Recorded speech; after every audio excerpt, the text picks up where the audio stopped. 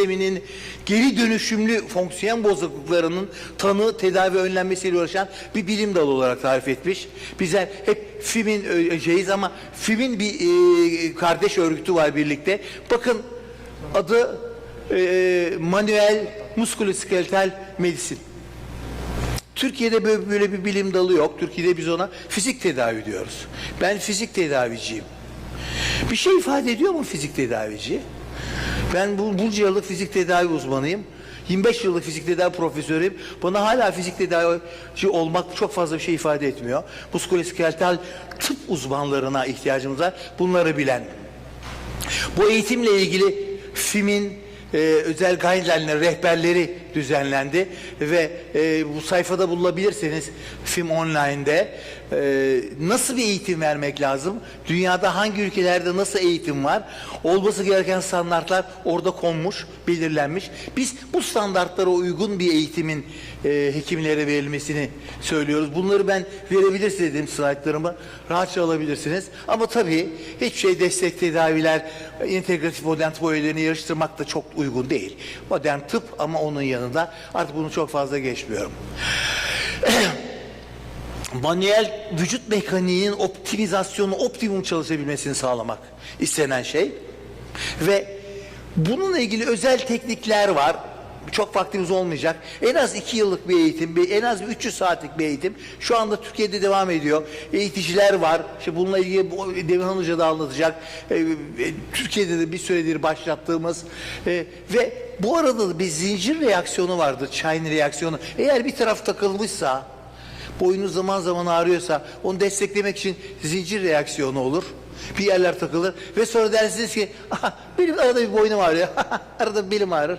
Öyle de çok mutluyum, bahtiyarım ama ağrılarımla, çünkü o disfonksiyonlar karşılıklı olarak birbirini dengeler, ağırlık merkezi ortada kaybolmasın diye ve bunu belirlemek lazım.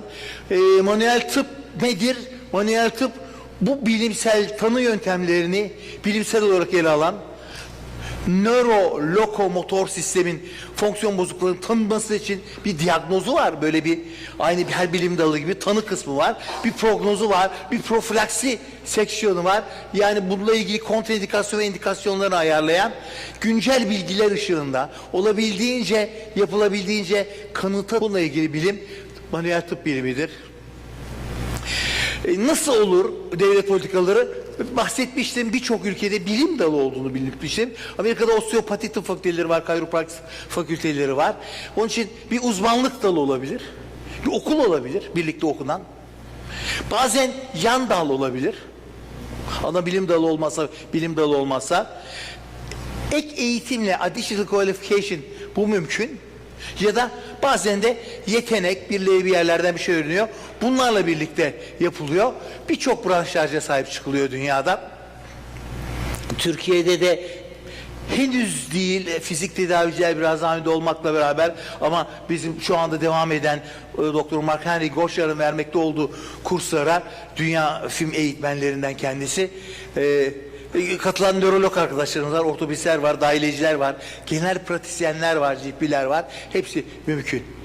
Onun için bir hastalıktan kurtulmanın en güzel yolu aslında, işte bu çok güzel bir şey, korumanın çarelerini öğrenmek, lokomotor sistem fonksiyon bozukluklarını görmek, anlamak lazım. Aslında fonksiyon bozukluklarında şöyle bir önem var. Erken dönemde eklemlerde büyük dejeneratif değişiklikler olmuyor. Sadece küçük şupurlar var. Bu zaman radyolojik olarak bunları tanıma şansınız çok fazla yok. Bu dönemde esas ağrılı disfonksiyon döneminde tanıyı koymak durumundayız. Ve ona göre tedavi yapmak zorundayız. Eğer bunu yapmazsak tedavi çok daha maliyetli bir hale gelir. Daha pahalı bir hale gelir. Çünkü ağrı aslında Allah'ın insanlara verdiği bir nimettir. Ağrı bir alarmdır. Ağrıyı duyuyoruz ve onun nedenini bulmamız ve onu düzeltmemiz lazım. Sadece anti-inflamatuar, romatizma ilaçları, ağrı kesici ilaçları verdiğimiz zaman tabii ki doğru bir iş yapmıyoruz. Burada bu olacak dendiği zaman restabilizasyon dönemi, tekrar o çıkıntılar birbiriyle bağlaşmışlar, hareket kısıklıkları olmuş, röntgende bir şeyler görüyoruz ama aslında çok geç, o erken dönemde bu tanıyı koyabilmek lazım. Bizde gelişmemesinin sebebi ilk modern Türkiye'de tıp fakülteleri kurulurken osteopatlarla kayroprakların bir kavgası olmuş ve doğrudan doğruya bu meslekler isimlendirilmemişler. Çalışma alanları netleşmemiş. O yüzden gelen bir osteopat ne yapacağını bilememiş. Kayroprak nesin sen, doktor musun, hademe misin, fizyoterapist misin açıklamakta çok hala zorluk çekiyorlar. Kurslar oldukça pahalı, manuel tıp kursları. Çünkü birileri gelmesi lazım. Bunu verecek insan son derece az. Peki sanayi destekler mi? Düşünün ki işte boynunuz ağrıyor, size geliyorsunuz. O diyor ki ağrı kesici al, ilaç sanayi destekleyelim. Öteki diyor ki bir film çektir, röntgen sanayi destekleyelim. Tekrar gidiyor, geçmiyor. Bir başkası geliyor, sana biraz fizik tedavi yapalım ki fizik tedavi desteklensin. Tekrar direniyor. İşte mesela MRI çekeyim diyor. Daha ileri görüntüleme yöntemleri desteklensin. MRI çekiliyor, orada fıtık bulunuyor. Cerrahi desteklensin. Fıtık olmayan birçok adamın kesildiğini hepimiz biliyoruz. Tabi bu haybeye kesilirse de bu sefer de ruh hastası oluyor insanlar. Psikiyatri desteklensin. Şimdi bütün bunlar varken eliyle dokunup birisi bir şey yapıp tavuk gibi kafayı sallaya geçti ağrılarım geçti demek bir sanayinin destekleyeceği bir şey değil. Sanayi desteklemezse, üniversite desteklemezse, yönetim de bundan bir haber olur ve desteklemezse o zaman bu bilim dalı gelişmiyor, gelişemiyor. Şimdi büyük çaba gösteriyoruz. İnşallah bundan sonra olacak.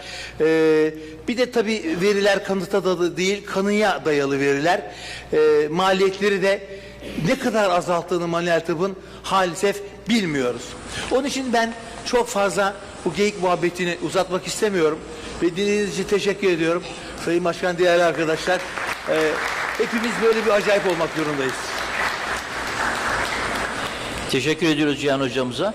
Biraz erken başladık. Şimdi Doktor Mark Henry Koşat'ı sahneye davet ediyoruz. Kendisi Uluslararası Manuel Müskülaskleroloji Tıp Federasyonu'ndan.